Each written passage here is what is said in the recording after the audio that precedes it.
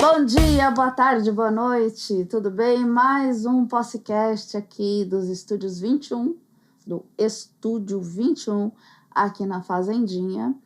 E primeiramente, eu gostaria de informar vocês que a gente está com a descrição para o pessoal que não enxerga bem ou tem baixa visão. E eu sou Mila Posse, eu tenho os cabelos loiros na altura do ombro, sou uma pessoa com nanismo, meus cabelos são encaracolados, loiros, meu olho é castanho, claro, eu tô com óculos de armação verde, sou branca. O que mais? Eu acho que é isso. O nosso estúdio tem as paredes de madeira, atrás de mim tem um telão com o logotipo do Possecast, ao lado do telão quadros da Marta Adriana Posse Cabral, que é a minha irmã, que é pintora, faz 3 marinas aqui. Um deles são Vitórias Régias, o outro é uma cidade alagada, e o terceiro quadro, que está atrás do meu convidado, é um farol. E tenho atrás de mim uma parede na cor laranja, que é uma das cores do programa, a outra é roxa. E o meu convidado é o Roberto Marinho. Prazer! Isso! Muito obrigado por ter me convidado, viu? Muito prazer. Bem-vindo! Fiquei animado aqui de participar aqui desse podcast, viu? Desse programa. Muito obrigado, viu? Obrigada. É um prazer. Esqueci de dizer que eu tô com uma blusa roxa. Também seguindo a palheta do programa. Ai, Roberto, faz sua descrição para Faço a minha descrição. Eu também. Eu tenho pele clara, cabelos escuros, olhos castanhos escuros. Eu meço 1,67 m. Tô vestindo uma camisa de cor azul, mais para um azul marinho, com bolinhas brancas, enfim, né? Coisas assim. Uso óculos.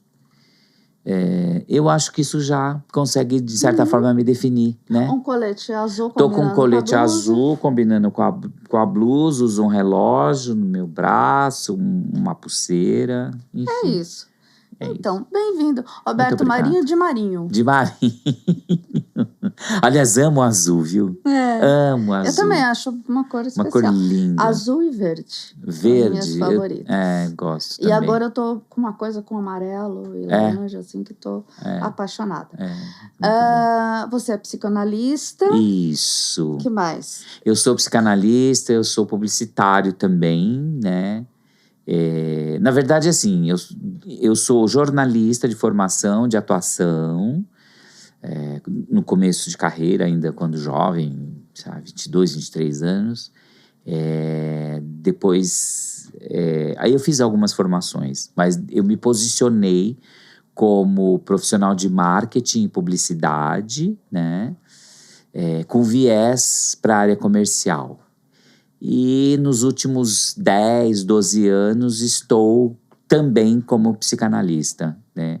Eu fui fazer, porque, enfim, gostava já do tema e acabou que foi muito interessante, foi uma descoberta maravilhosa, que acabou virando uma segunda carreira para mim, né?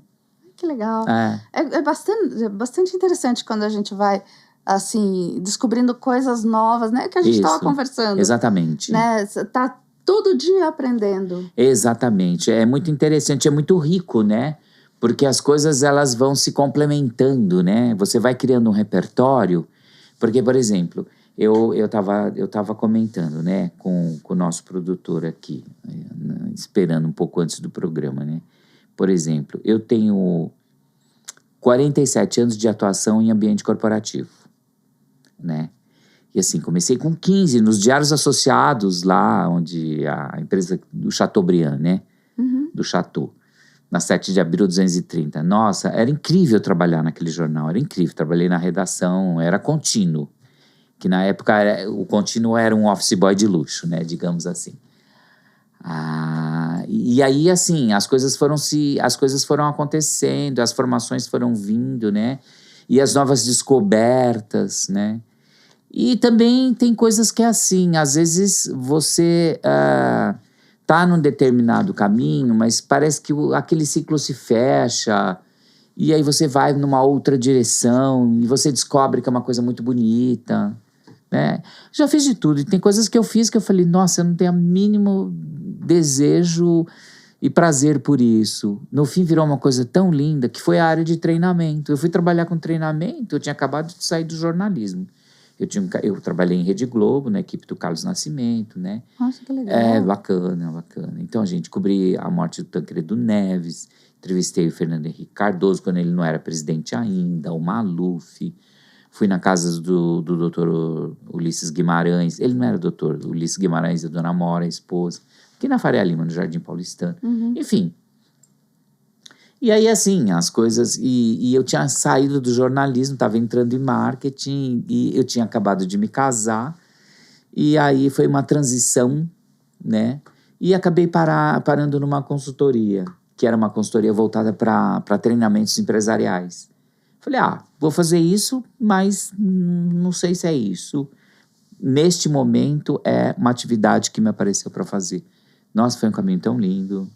Nossa, se abriu um caminho assim maravilhoso.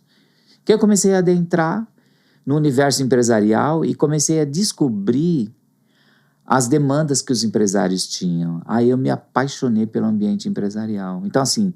E aí você estudou psicanálise? Ou Aí você já não, tava, aí né? não, pera. Aí eu estava fazendo marketing. Aí fui fazer algumas formações em área comercial. E aí acabava que eu ficava muito próximo dos empresários, porque eles tinham dores, assim, sabe? O empresário em si, ele é muito isolado, ele é muito, assim, ele é muito entristecido, às vezes, entre aspas isso, não são todos, evidentemente, né? Mas eles são meio isolados, com tomada de decisões, são muitas incertezas, às vezes. Deve dar muita solidão, a solidão do poder, né? Eu acho que Tem que tomar... a solidão da responsabilidade. Porque às vezes dividir aquela responsabilidade, né? E aí, que nem eu vejo, eu vou falar uma coisa que agora é um pouquinho de política, mas eu lembrei. Agora eu fiz uma associação, a psicanálise tem muito isso, associação de ideias, né? É um tema muito interessante para falar, né? Uma vez a Thatcher, estavam conversando com a Thatcher na Guerra das Malvinas. Ela estava à frente, né? E aí perguntaram para ela que tinha um navio na Argentina, lá nas Ilhas Malvinas, né? E perguntaram para ela, Thatcher, o que fazemos? Ela não teve dúvida, afunda. Mandou afundar o navio, entendeu? Então o empresário muitas vezes é isso. Eu acho que ele tá naquele cenário e ele fala assim, nossa, o que eu faço agora? Quer dizer, afunda ou não afunda? No sentido, né, logicamente, não afunda a empresa, né? Vou para cá ou vou para lá. Então eu vivi muito isso. E eu fiquei, assim... Foi muito interessante, porque eu me dei muito bem com esse ambiente empresarial, com eles, com a conversa deles. E foi muito gostoso, né? Legal. Aí depois veio a psicanálise, mas...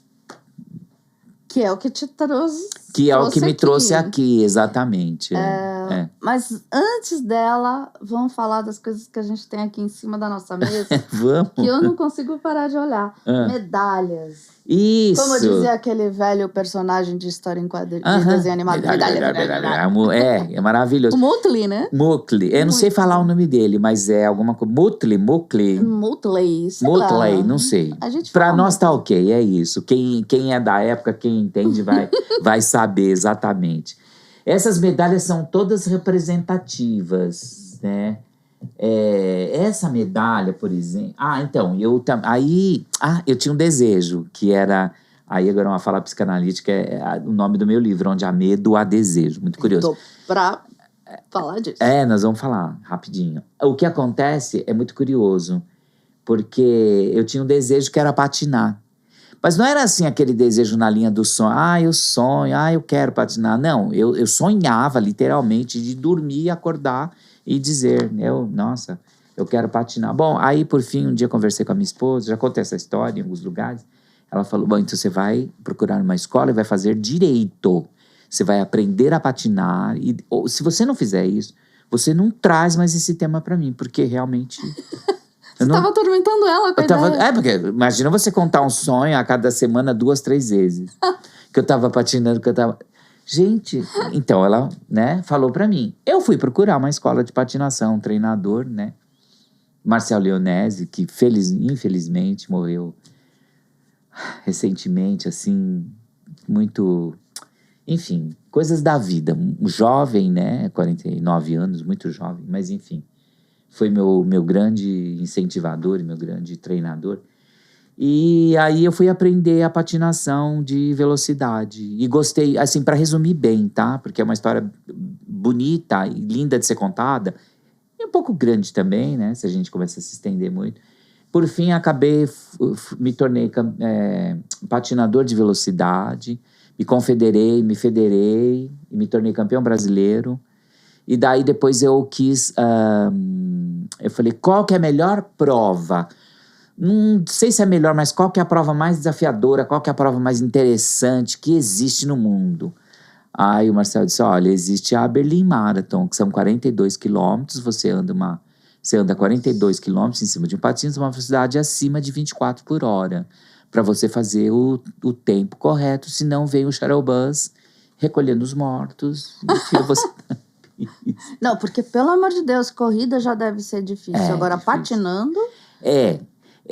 Mas assim, é tão intenso e é tão fascinante tudo. Foi para mim, lógico, cada um... eu tinha pessoas que caíam, tinha pessoas que desistiam no meio, que choravam. Porque você imagina 8 mil patinadores juntos. Então, no começo é uma macarronada de gente, assim. Até você Deve ter tanta trombada. Tem de tudo. Tem gente que cai, tem gente que chora, tem gente que desiste. Tem de tudo. E tem gente que dispara. Mas até você se desvencilhar de tudo aquilo e você conseguir patinar com liberdade, acho que dá bem uns 5 quilômetros, viu? Porque tem bastante gente. Aí eu fui e consegui essa medalha. Deixa eu ver. Que é linda. Essa medalha, para mim, tem um valor incrível, né? Depois, na pandemia...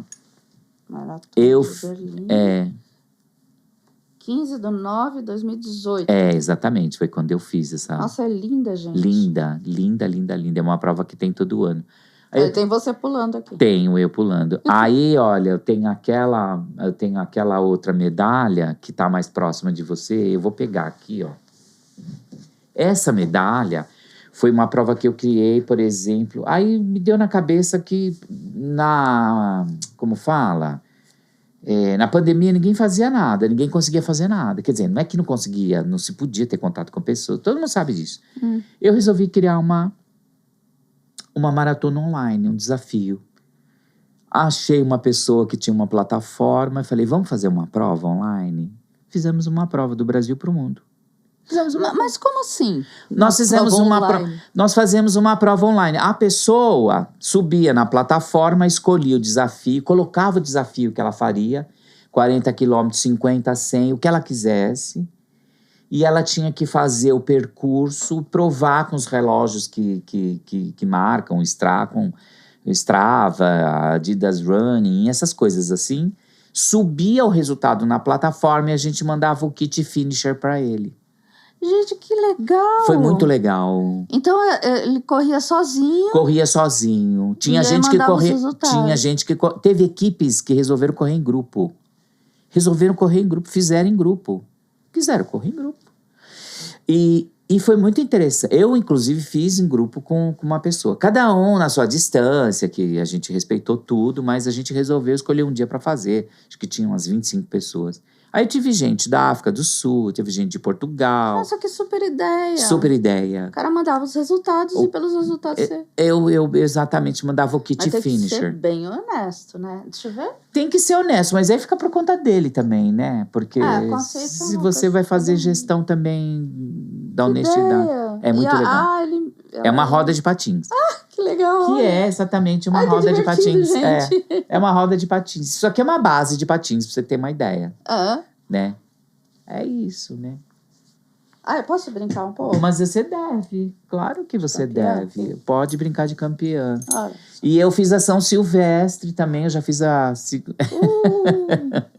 eu brincar que eu tô jogando. Que legal. E eu tenho essa da maratona, da corrida de São Silvestre, que eu resolvi fazer todo ano agora, as corridas de São Silvestre. Nossa, eu adoro. Nossa! Tem uma energia. Você quer viver uma experiência incrível, maravilhosa. Você faz a corrida de São Silvestre. Gente, não dá para descrever. É pura emoção. É muito legal. E eu fiz isso. Enfim, Deixa eu ver essa da São eu Silvestre. deixo. Eu adoro ver. Olha que linda! É linda. Essa é linda. Gente, é muito linda essa É muito medalha. linda essa medalha. E pesadona, hein? Pesadona. Esse vermelho aqui significa o quê? É só Não sei. decorativo, todas são iguais. Eu não sei. Não, elas vão mudando. Esse pingo vermelho, eu não sei o que é. Talvez seja alguma coisa ligada com São Paulo, que tem vermelho na bandeira. Ah, tá. Não, mas não é é da medalha, não É tem da medalha. Não é porque eu fiquei em primeiro, segundo ou terceiro, isso ou que eu porque queria saber. uma coisa de faixa de idade, não tem absoluto. Essa medalha é igual para todos, tá? Essa é uma medalha de finisher, né? Gente, super. Muito olha linda. isso. É muito linda. Depois eu vou fotografar e mostrar aqui. Ah, lindo, pode Nossa, mostrar. cara, que tudo. Ai, eu quero uma medalha Faz a prova. do último lugar. Vamos fazer. Não tem. Sabe o que é legal? Essas coisas não tem. Lógico, sempre tem último lugar, né? Mas também ser último lugar é muito interessante. Então, devia ganhar, porque o cara ele se superou. Ele ganha um destaque. Ele ganha um destaque nas mídias. Chegou em último, mas chegou. O cara se superou. Eu né? acho mais esforçado do que o primeiro. Porque verdade. o primeiro, por exemplo, já treina há muito tempo. Isso. Em último deve ser o cara que falou, tipo, é semana que vem, tô indo. Tô indo. Ou alguma coisa Seja assim. do que Deus quiser. Ou alguém também que treinou, mas chegou na hora, se cansou, porque é uma prova que exige. Olha, eu vou falar, eu fiz a prova de Berlim, que é 42 quilômetros, que é muito mais que os 15, 16 aqui da São Silvestre. Meu, mas que loucura é essa? Você. Mas você é muito mais O difícil. que acontece quando o cara sai pra correr? É isso? É correr? É começar e sair dançando. E quando você vê, passou 40 Mas quilômetros. você tá falando de qual? De patins? Não, esses esportes, assim. Ah, você tem metas. Eu sou uma preguiçosa convicta, Não, sabe? tudo bem. Sem julgamentos, tá tudo certo. Hoje eu tô muito feliz que eu uso bengala. Já tô com um pouquinho de artrose. Tá. É mais um apoio mesmo, Tá. assim, pra facilitar um pouco. Até consigo uma distância curta sem ela. E eu esqueci em casa, eu tô tão feliz. Porque você que tá se movimentando que não sem usar preciso ela. dela. Então, nossa, Né? que beleza. Na verdade, é um desejo que você põe no coração. Você começa fazendo as coisas, e daí você vai se interessando, você vai gostando. Mas você começa. Aqui, pergunta idiota. Não Você tem começa a pergunta, distância curta e vai Não, aumentando. então, você tem que. Veja, Mas assim, você você vai tem que vendo- começar treinando de pouquinho. Eu, quando comecei a patinar, eu dava 2 voltas na ilha musical do Vila Lobos, eu tinha que sentar, porque eu estava cansado, eu ficava eu estava esgotado.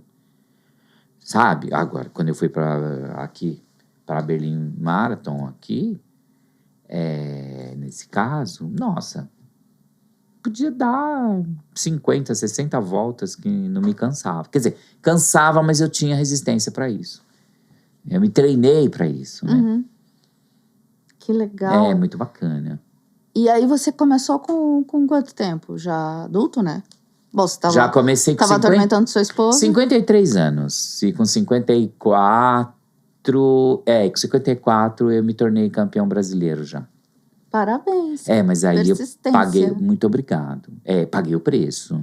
Levantava 3 vezes por semana, mais sábado e domingo, 5 horas da manhã para treinar. Aí eu tive que emagrecer 10 quilos. Ah, gente. Então, todo esse preparo já é a superação. A Total. corrida em si acaba sendo A premiação, digamos. cereja do bolo. A cereja do bolo, porque isso. tudo que vem antes, Exatamente. só a disciplina de acordar 5 horas da manhã é o horário que eu tô indo dormir. Nossa, que nem hoje eu ando de bike, Eu por sou exemplo, bagunçada. também. Eu ando 60 quilômetros sábado e 60 quilômetros domingo. Então, por exemplo, tem dia... Eu sou honesto. Tem dia que falo, acho que hoje eu não vou, eu não vou. Mas eu levanto e falo, não, eu tenho que ir, eu vou, entendeu? Chega lá, é uma delícia, né?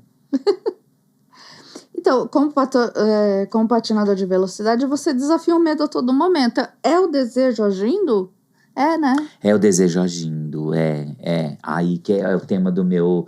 É o tema desse meu livro aqui que eu acho. Onde eu Onde há medo, há desejo. Gente, esse livro tá lindo. Nossa, esse livro tá lindo. Então vamos falar dele.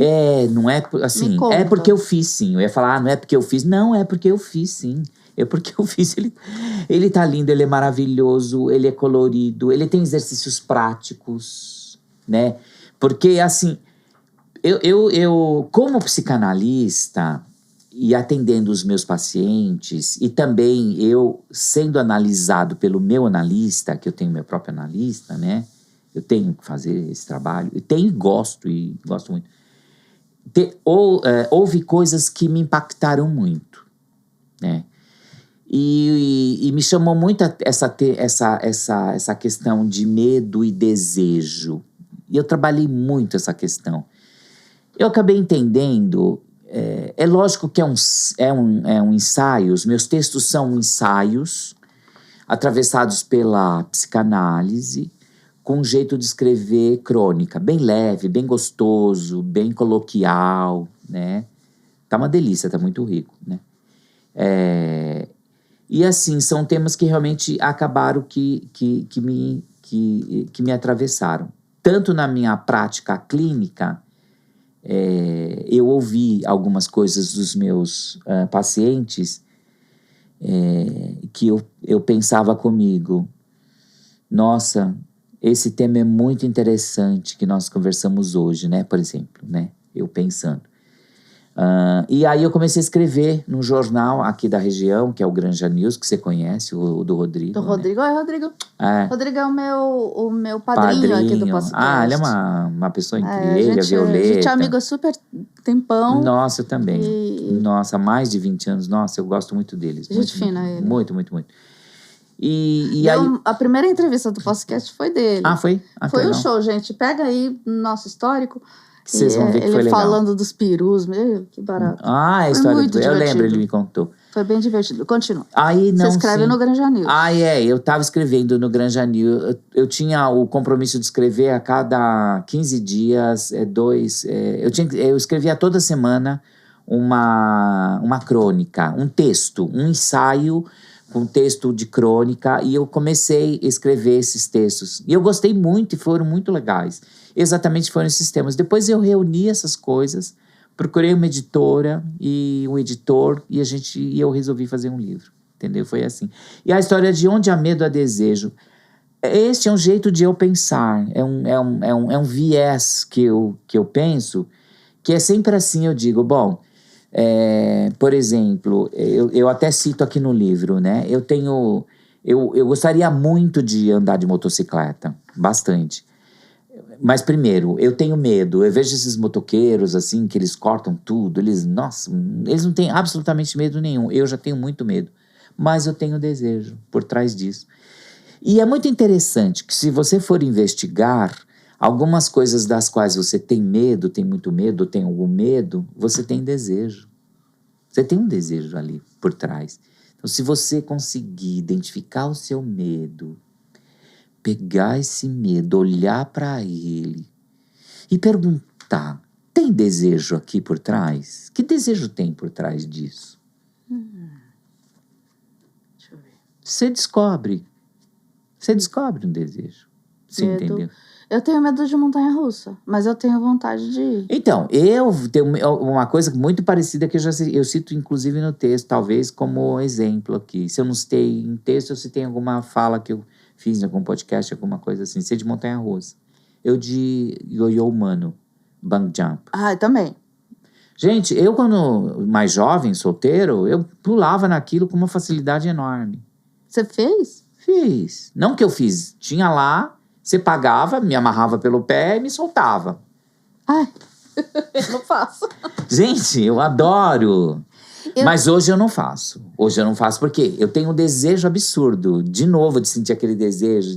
Porque é uma sensação também indescritível. Então, eu tenho um desejo absurdo. Mas eu tenho um medo muito grande.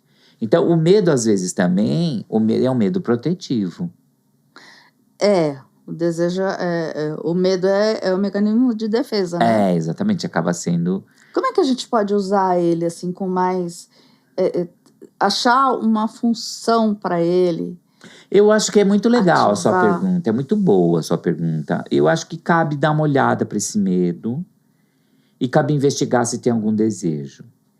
E cabe investigar também se por trás desse medo não tem alguma atitude que poderia ou poderá ser inconsequente. Aí você também tem que ter uma responsabilidade. Porque toda decisão que você tomar, toda ação que você fizer, evidentemente você tem que se tornar responsável por ela, pelas consequências dela. Uhum. Então, às vezes você poderá pensar, bom, eu tenho medo disso, mas mesmo tendo medo, eu vou fazer de qualquer maneira. Você vai e faz. E aí você tem consequências das quais você vai ter que se responsabilizar. Entendeu? Então, o caminho para a gente superar o medo é analisar ele. Racionalizar. Você pensar sobre ele e falar que esse medo é desejo? Esse medo é um desejo responsável? Esse medo é um desejo irresponsável? Mas aí a gente está falando de medo que tem a superação. Sim. E que você consegue, como eu falei, racionalizando, administrar ele. Sim. Mas, por exemplo, um medo de leão ou... Não, isso é o medo protetivo. Você pode ter o medo do leão, mas qual que é o desejo? Você quer estar com o leão, você quer fazer carinho nele, você quer abraçar, que nem como se fosse seu cachorro doméstico. É lindo. É lindo. Eu acho que não tem uma pessoa que não queira fazer um carinho num leão. Todo mundo tem esse desejo. Com essa juba aqui, Se alguém quiser fazer um cafuné num leão, pode vir aqui. Ó, miau! Ai, que ótimo. Então tem isso, eu acho que é exatamente isso, né? Todo mundo quer estar próximo do leão, quer tirar foto, quer abraçar, achar que é um, né? Mas é que, por exemplo, aqui na minha pergunta, o leão, a chance de eu encontrar um leão é muito pequena, só se eu for encontrar ele. Sim, mas se o seu desejo é encontrar um leão, seja onde ele estiver, você vai encontrar. Eu vou no zoológico, eu vou no safari. E quando o medo chega pra gente, por exemplo, medo de lagartixa. Minha mãe tem medo de lagartixa. Ontem a gente encontrou uma no quarto dela, teve que desmontar o quarto todo. A gente não conseguiu matar o bichinho. Nossa. Graças a Deus hoje tem a faxineira lá e ela conseguiu encontrar, mas ela teve que desmontar o móvel, tirar o móvel do lugar pra achar. Porque a minha mãe realmente tem pânico. Então, Desculpa eu estar falando aqui, mãe, mas tá insuportável. Passou da conta. 3 horas da manhã. Então, aí essas coisas é muito interessante que, assim, eu diria que você tem que trazer, você tem que levar para sua análise. Você tem que levar para sua análise. Mas aí, com essa coisa da lagartixa, não tem desejo. Sim, você não tem... o desejo que talvez você tenha é de se livrar desta lagartixa. Mas você tem que trabalhar esse medo. O porquê desse medo? Porque esse medo, às vezes, é paralisante. Esse medo é paralisante. A gente, 3 horas da manhã, desmontando o quarto. Aí então, você tem que trabalhar isso. E para você chegar na origem deste medo. Eu, por exemplo, eu fiquei com medo de sapo. Absurdo. Mas tem um porquê. Eu, quando criança, tinha um sapo na minha casa. Eu morava numa casa, assim. E tinha um sapo. E eu fui tentar espantar o sapo. Minha mãe falou... Você tem que matar esse sapo. Se você não matar o sapo, ele vai te atormentar. E eu não consegui dar o fim no sapo. E você não sabe. Esse sapo entrou em casa e de noite, ele o quê? Debaixo da cama. Ploct. Da minha cama. Que aflição! Eu gritava à noite. Aí meu pai pegou o sapo, tirou o sapo. Uma facilidade enorme. Eu fiquei com aquilo na minha cabeça. Até hoje eu tenho, né? Uma coisa assim com sapo. Hoje Antes de dormir, você olha embaixo da cama. Não tenho isso. É só quando eu vejo mesmo. Mas hoje eu já fico meio assim com sapo, entendeu? Mas eu sei que hoje eu tenho controle sobre ele, que dá pra fazer, entendeu? Mas nesse caso da lagartixa não adianta falar, olha, ela não faz nada. Ela só come os bichinhos, ela fica lá na parede, você é aqui longe. Isso. Não adianta. Tem que trabalhar mesmo. Tem que trabalhar. E você vai levar, né? Então, você pega um medo que você tem. Por exemplo, você tem medo de tomar uma decisão, né? muito séria. Eu preciso tomar uma decisão. Que uma decisão séria envolve muitas coisas. Mudança de casa, fico neste relacionamento, não fico, caso, não caso, separo. Enfim, você sabe esses... Caso contra uma bicicleta. Caso, compre uma bike, enfim, tem todos esses temas assim, né? Aí você tem que analisar o porquê que você tem medo, enfim, tem que trabalhar. Leva para análise que você vai chegar num lugar bom. Olha o cara puxando a sardinha pro lado dele. Mas é lógico. Mas é certo. Mas é o que deu certo para mim, gente. É o que eu falo, é o que deu super certo. Uhum. Né? Não adianta falar de uma coisa sabe o que é? Eu li, não li. Não, uma coisa que deu certo para mim. Funcionou muito, né? Por que o medo trava a gente? O medo paralisa? Então, ontem eu vi o bichinho lá e eu fiquei eu acho que tempão, minha mãe gritando e eu louca olhando pro bicho e eu não conseguia fazer. Eu falei, putz, eu tô começando a ter medo disso também. Com raiva. Ela desestabilizou você, né, no caso. Né? Aí, esse seu medo, por exemplo, eu não sei, a gente precisa entender melhor, talvez seja medo da reação da sua mãe, não do bichinho, do que pudesse acontecer com a sua mãe. Sim, porque ela ficou totalmente pânico. Ela poderia ter tomado qualquer decisão, assim, estabanada, sem controle. E vem um monte de coisas na sua cabeça, de uma forma muito rápida. Como é que eu dou conta disso? Se minha mãe se desestabilizar muito, como é que eu lido com isso? Não, eu não sei o que passava na minha cabeça. Eu travei mesmo. Acho que eu ficava pensando onde tá a vassoura, eu não conseguia lembrar onde estava a vassoura. Exatamente. Né? Porque antes a gente tocava, mas ontem não rolou. Nem eu, nem minha irmã. As duas ficamos assim e conseguimos falar, nossa, é enorme mesmo. E minha mãe ficou mais desesperada ainda. E se trancou no banheiro e eu e minha irmã tentando brigar com o bicho lá no quarto. E o bicho ganhou. Tanto que hoje veio a moça da faxina e desmontou, literalmente, o móvel e tirou o bicho lá de trás. E se você for ver racionalmente, não é pra ter tanto medo, louco, né? Isso, né? Porque a lagartixa, o que ela faz? Ela come os insetos menores. Eu vejo aqui na minha casa, né? É feia, nojenta, mas enfim. Eu não acho ela bonitinha. Então, você vê, tudo é uma questão de olhar, assim. Pra um é uma coisa, pra outro é outra. Entre um gatinho e uma lagartixa, eu sou gatinho, né? O gato é fofo, o gato interage demais. A lagartixa não interage zero. O gato não, o gato tem uma interação muito boa, né? Muito boa.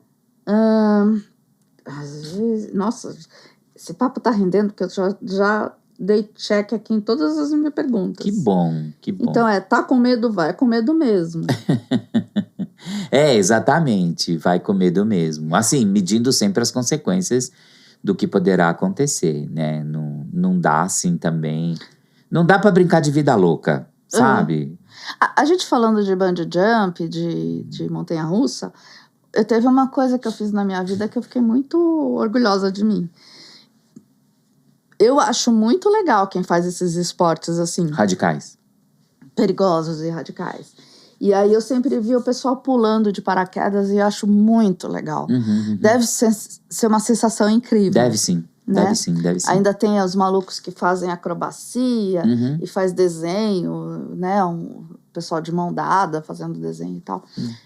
E aí teve um dia, meu aniversário, eu falei, o que eu vou fazer hoje? Fui pular, não pular de paraquedas, mas fui num túnel de vento. Interessante. E aí,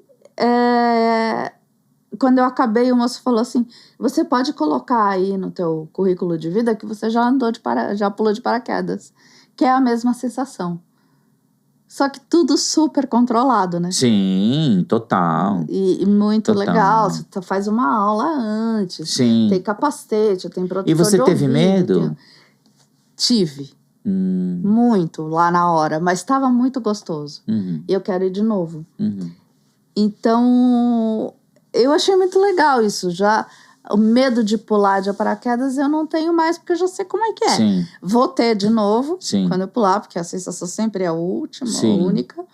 Mas eu achei muito legal. Eu sou muito orgulhosa de ter feito isso. Sim. Você ganha diplominha. Claro que claro. Barato. Porque, na verdade, você acaba vencendo o medo. É isso, é exatamente isso, né? Então, também um outro jeito de vencer o medo, fora a gente racionalizar em cima, é fazer uma situação parecida, tipo um ensaio, que foi o que eu fiz.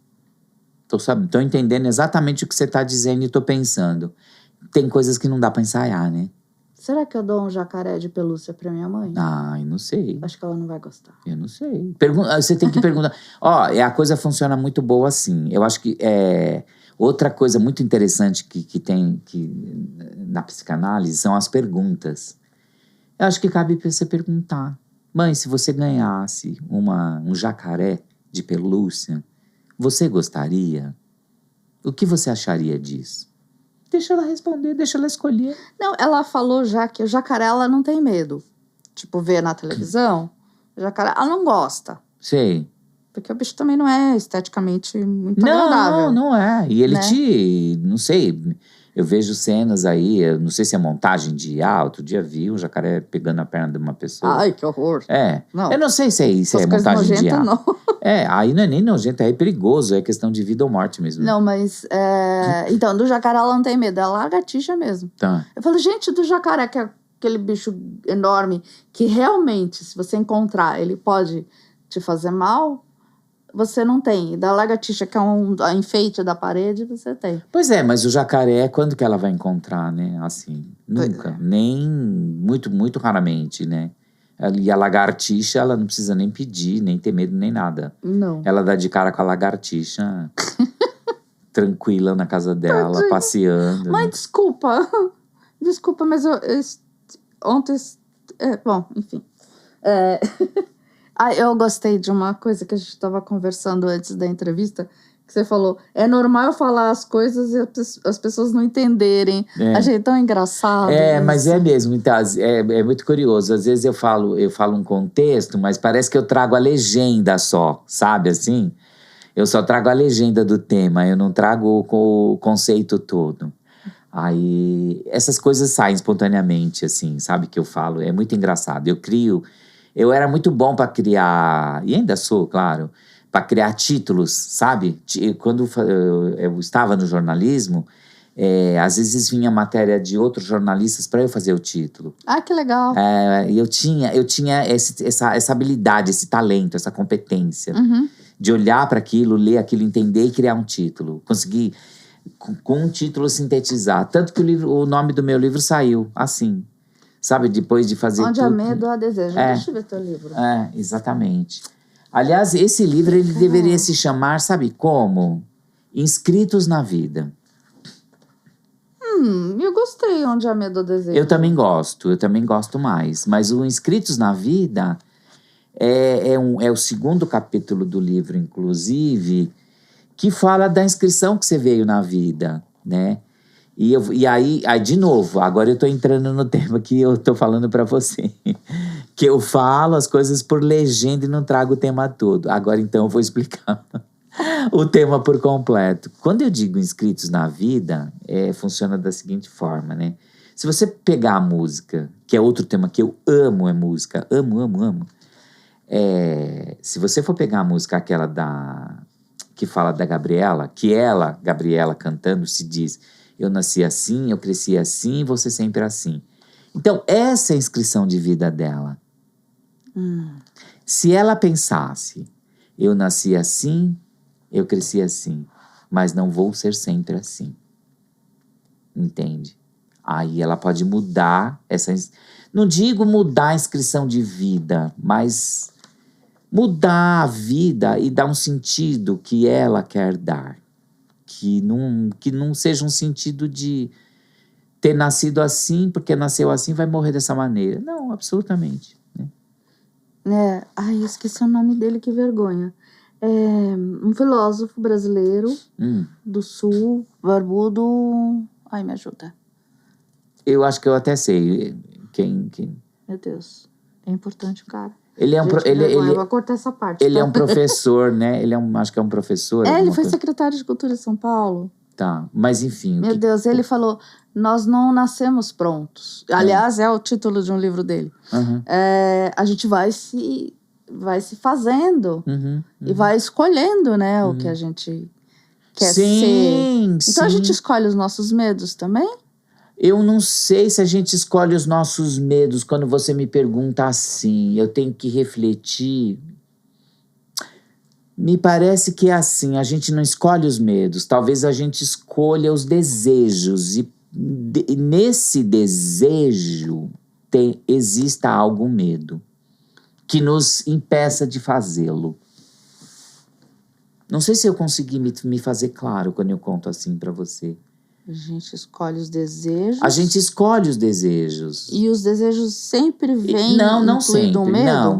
Não sempre. Mas pode vir ali, pode vir o medo. Vou te dar o meu exemplo. Eu tinha o desejo, que foi escolhido, da patinação, tá? Mas se você for pensar bem, o esporte que eu escolhi é um esporte de risco. Então, eu ia falar disso. Já tá, sempre que você Se eu tivesse medo, colocar o patinho, você começou a andar, você tá arriscado. Você tá em perigo. Você tá arriscado cair, quebrar braço. Eu já caí de boca no chão, raspei o dente. Então você imagina. Mas se eu tivesse pensado, depois eu quero falar dessa imagem linda. Tá? Eu fiquei parada nela aqui, achei tudo de bom. Eu quero falar agora já depois. Mas voltando, se eu fosse ficasse parado no meu nesse medo, porque eu gosto de patins, mas eu tenho medo de cair, mas eu teria paralisado. Tanto que tem pessoas que eu conto, ela fala, nossa, eu morro de vontade de andar de patins, mas sabe o quê? Eu tenho muito medo de cair. Quantas vezes você caiu? Falei, bom, eu caí algumas. Mas é muito perigoso. Eu falo pra pessoa, e agora eu vou te contar quantas medalhas eu ganhei, tudo bem? A pessoa tá fixada no medo. Você entende? E aí você pega esse movimento e você passa esse movimento pra sua vida. Nossa, você passa a ter uma vida regida pelo medo. Você entendeu? Quantas oportunidades você deixa de fazer? Poxa. E às vezes nem é tanto assim, né? E o empresário, que é um público que eu gosto bastante de falar, de conversar, e as pessoas que estão em empresas, eu atendo muita gente que está em empresa, muito executivo, assim, né? E a pessoa, por medo, deixa de tomar uma série de decisões, deixa de ser ousado, e deixa de fazer muita coisa, e deixa de ter sucesso na carreira, como ao contrário de outros. Eu trabalhei com muitas promoções de sucesso. Nossa, vem tanta frase na minha cabeça, sem saber que era impossível, eu fui lá e fez. Isso é uma frase clássica. Aí que o pessoal... Exatamente. Então, você veja que coisa curiosa. E por outro lado... então, dessa imagem, eu acho importante. E tem outras, tem 4 imagens. Olha que lindo. Que ilustram esse livro. Achei. Essas imagens são da minha esposa, que é psicanalista, neuropsicóloga, e é também uma artista têxtil. Trabalha com artes visuais. Lindo. Esse é um trabalho dela que já foi exposto no Louvre. Que chique. Bacana. Como é o nome dela? Fátima Marinho. Fátima Marinho, vamos agendar uma entrevista aqui.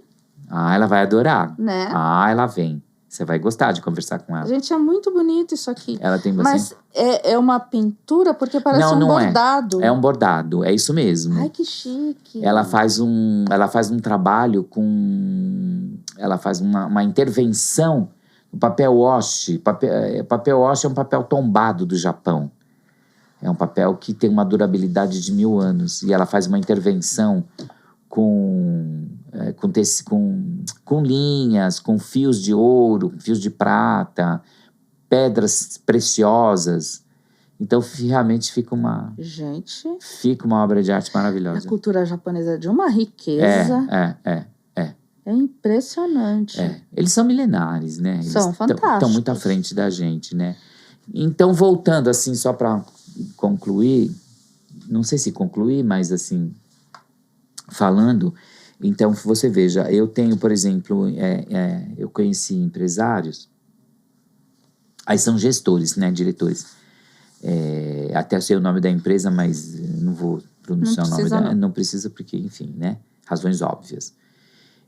Pessoas que tiveram a coragem de fazer algumas ações promocionais que deram muito certo. Essas pessoas se tornaram tão visíveis que elas assumiram um cargo de VP, sabe? VP de marketing. Tem aqui, me lembro de uma empresa muito grande no Brasil. Quase todo mundo usa o produto dessa empresa.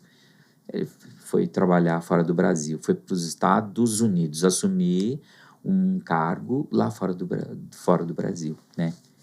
E aí no meu trabalho analítico, eu vejo muito desses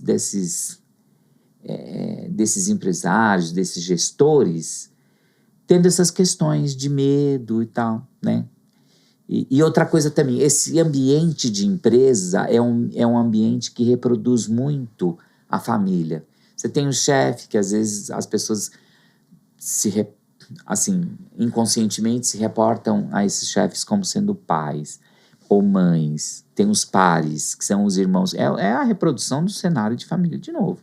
Então, onde tem as brigas, onde tem as discórdias e tudo mais. E as alegrias também, né? Uhum. Aliás, quando a gente começou aqui, você falou uma frase que eu adorei. Pra que serve a Eu falei assim, não sei o que, falando, nossa, mas que tudo, que não sei o que. Aí eu falei assim, e eu não tenho modéstia nenhuma. Porque eu falei pra Mila, Mila, sabe pra que serve a modéstia? A gente ficou se olhando, eu falei assim, modéstia só estraga. Modéstia não serve pra nada. Pra que serve a modéstia, né? Assim, lógico, evidentemente, né? Bem colocada, bem contextualizada. Ela tem a função dela, mas na minha cabeça, modéstia não serve pra nada. Só atrapalha, só vem pra atrapalhar. E né? a gente agarrou na conversa aí, já estourou de novo o tempo. Nosso tempo. Papo de bom mensagem, então, eu sempre digo, neste livro tem uma coisa muito legal, que é um dos últimos capítulos, se não o último, que fala assim, que peraí, rapidamente, eu lembro. Eu lhe empresto uma vírgula. Que bonito. E eu vou dizer o quê? Esta frase eu tirei daquele filme do livro do Augusto Cury, Vendedor de Sonhos. Uhum.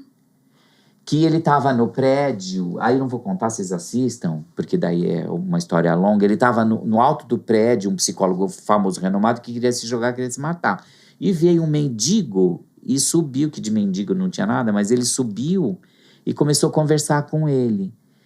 E ele falou assim, e o psicólogo falou para ele, e quando não resta mais nada na vida da gente? E quando não tem mais nada, quando a gente achar que tudo acabou, que os problemas consumiram a gente, que as finanças, enfim, seja a ordem do problema que for, né? Porque para cada um, o problema ele depende da ordem, às vezes é saúde, às vezes é financeiro, às vezes é tudo junto, enfim, seja lá como for. E quando a gente não tem mais razão nenhuma para viver, para existir, o mendigo virou para ele e falou assim, eu te empresto uma vírgula. Ele falou, uma vírgula? Uma vírgula para você continuar a reescrever a sua história. Nossa! Que lindo!